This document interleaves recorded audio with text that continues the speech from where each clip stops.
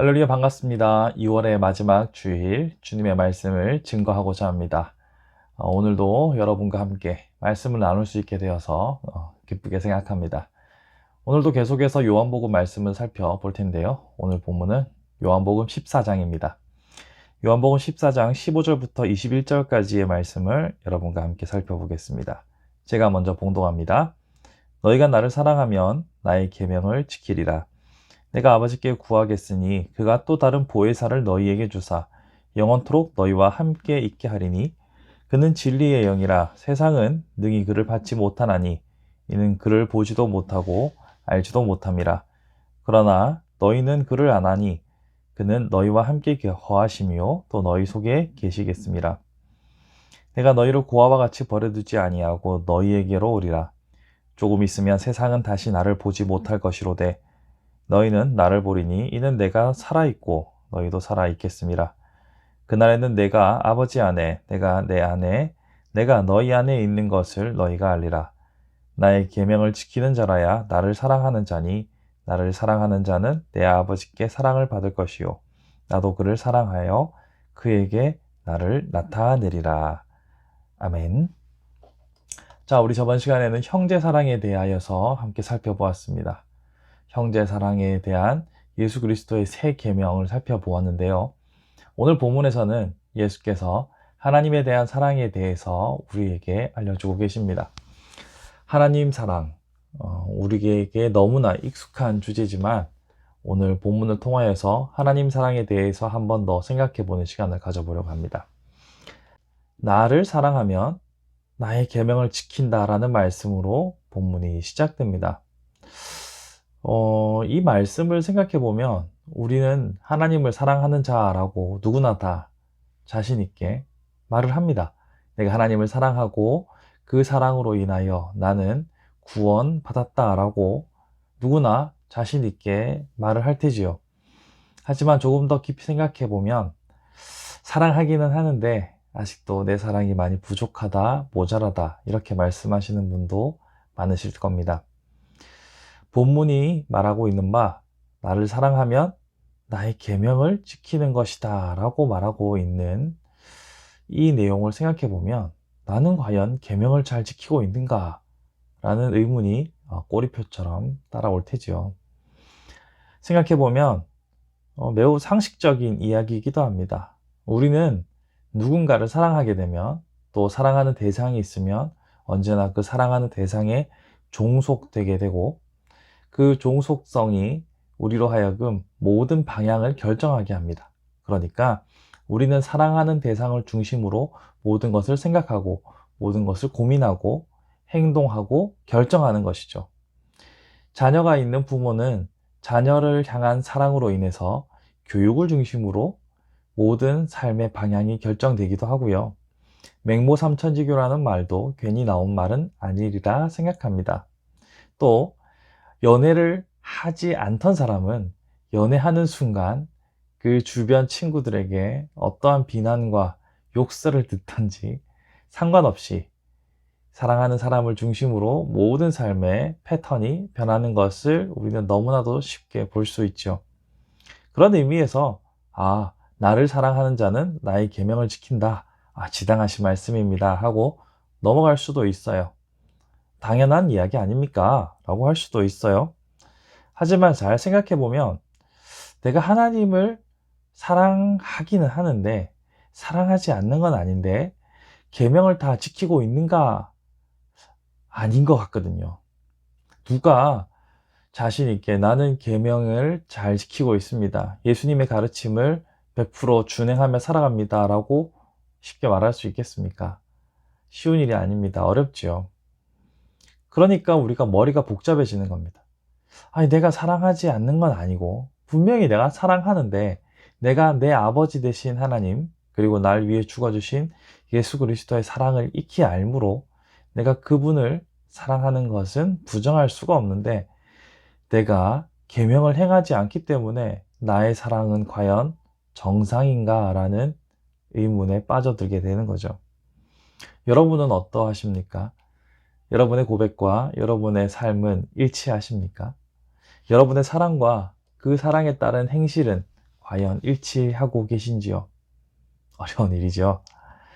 자, 그러면 이 문제를 어떻게 해결할 것인가? 이것이 오늘의 주제가 됩니다. 어떻게 우리의 행실과 우리의 사랑이 일치할 수 있을까? 이것이 오늘의 주제가 되겠죠. 자, 사실 사랑과 그에 걸맞는 행동은 언제나 일치하리라고 기대하지만 꼭 그렇지만은 않다는 것을 우리는 잘 압니다. 여러분 한번 생각해 보실까요? 자녀들이 여러분의 말씀에 100% 순종을 하는 가정은 과연 몇이나 있을까요? 없습니다. 있으면 이상한 겁니다. 자녀들은 부모를 사랑합니다. 사랑하지 않는 가정이 있을 수도 있어요. 원망과 증오로 가득 찬 그런 예외적인 상황을 빼자고요. 자녀들은 분명히 부모님을 사랑합니다.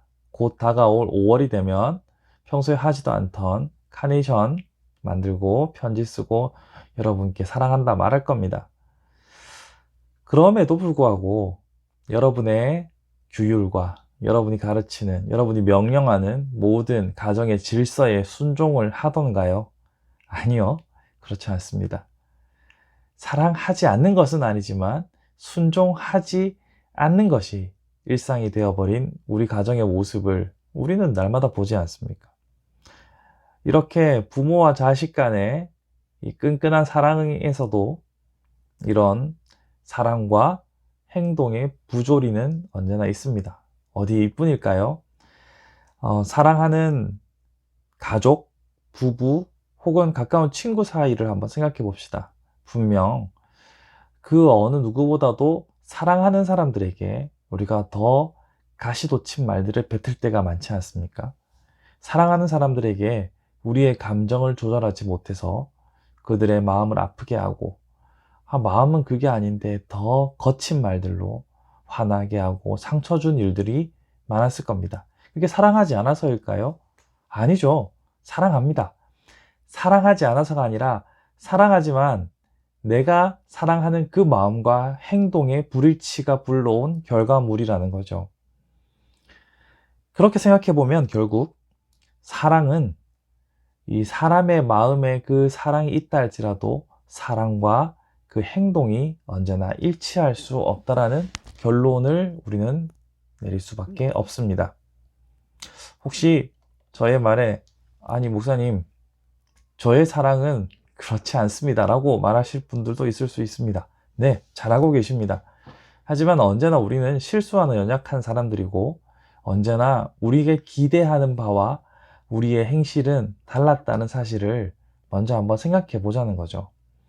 그렇게 다시 그 우리의 사랑을 하나님과의 사랑으로 가져와 보면 우리가 하나님을 분명 사랑하기는 하는데 하나님의 계명을 지키지 못하며 살아가는 우리의 모습은 우리가 사랑하는 사람들을 대하는 방식과 크게 다르지 않다는 것을 발견하게 됩니다. 이 말은 다른 말로 하면 우리의 불완전한 사랑은 언제나 하나님 앞에 온전한 순종에 이르지 못하게 할 수밖에 없다는 거죠. 단순히 여기에 그치는 것이 아니라 하나님의 계명을 온전히 지키는 일을 방해하는 영적인 싸움도 분명히 존재하기에 우리는 언제나 넘어지고 쓰러지는 거죠. 그래서 우리가 말씀을 몰라서 어기는 것이 아니라 또한 사랑하지 않아서 말씀에 순종하지 못하는 것이 아니라 우리의 부족한 육체의 한계와 영적인 회방들로 인하여 우리는 진정 사랑을 실천하지 못하게 되는 것이죠. 그렇기 때문에 오늘 본문이 우리에게 제시하고 있는 예수 그리스도의 응답, 예수 그리스도의 해결책에 우리는 주목해 볼 필요가 있습니다. 예수께서는 분명 우리에게 이렇게 말씀하십니다. 사랑한다면 순종할 것이고 불순종한다면 사랑하지 않는 것이다. 말씀하셨지만 그 사이에 이런 말씀을 집어넣고 있는 것이죠. 여러분 본문을 다시 한번 생각해 보시면 15절에 너희가 나를 사랑하면 계명을 지킨다 라고 말씀하시고 21절에 계명을 지키는 자라야 나를 사랑하는 자다 라고 말씀하시고 있죠. 그런데 그 사이에 무엇을 삽입하고 있냐면 내가 아버지께 구하겠으니 그가 또 다른 보혜사를 너희에게 주사 보혜사를 보내시겠다라고 말씀하십니다. 여기에 중요한 포인트가 있습니다. 분명 제가 사람과 사람 사이의 사랑도 그리고 하나님을 향한 사랑도 언제나 부족하고 언제나 불일치한, 그러니까 순수한 사랑의 정의를 지키지 못하는 부족한 우리의 한계를 말씀드렸죠. 그런데 여기에 그치는 것이 아니라 예수께서는 지금은 내가 너희와 함께 할 것이고 내가 떠난 이후에는 보혜사 성령께서 너희와 함께 하실 것이다 라고 말씀하고 있죠. 그러면서 오늘 본문에 읽진 않았지만 26절을 보시면 이렇게도 말씀하십니다. 보혜사 곧 아버지께서 내 이름으로 보내실 성령 그가 너희에게 모든 것을 가르치고 내가 너희에게 말한 모든 것을 생각나게 하리라. 성령께서 오셔서 우리로 하여금 하나님의 말씀과 하나님의 뜻을 가르치시고 생각나게 하시겠다라고 말씀하고 있죠. 자, 우리는 사랑하지 않아서가 아니라 사랑하기는 하지만 우리의 연약함 때문에 때로는 망각하고 때로는 오해하고 때로는 의지의 부족으로 사랑을 온전히 이루지 못할 때가 있습니다. 그러나 성령께서 우리를 친히 가르치사 오해하지 않게 하시고 바르게 알게 하실 뿐만 아니라 기억나게 하신다고 합니다. 우리가 말씀을 몰라서가 아니라 어떤 순간에는 그 말씀을 기억치 못하는 순간들이 있습니다. 우리가 실컷 죄를 짓고 나서 그 말씀을 내가 아는데 왜 그랬을까? 대표적으로는 감정의 문제들 같은 경우가 그렇죠. 분명 분을 내지 말라고 또 형제를 향하여 나가라 라고 말하지 말라고 했음에도 불구하고 순간 끌어오는 감정은 우리로 하여금 말씀을 망각하게 할 때도 있지 않습니까? 그런 의미에서 성령께서 우리에게 가르치시고 기억나게 하신다 라고 말씀하십니다. 다른 말로 하면 성령께서 우리 안에 내주하시고 역사하시면 우리는 온전한 하나님 사랑을 이룰 수 있다는 것이죠. 이거를 저번 시간 형제 사랑으로 확장해 보면 진정한 형제 사랑 또한 마찬가지로 성령님의 역사가 이루어내는 결과물이라는 말씀을 드릴 수가 있겠죠.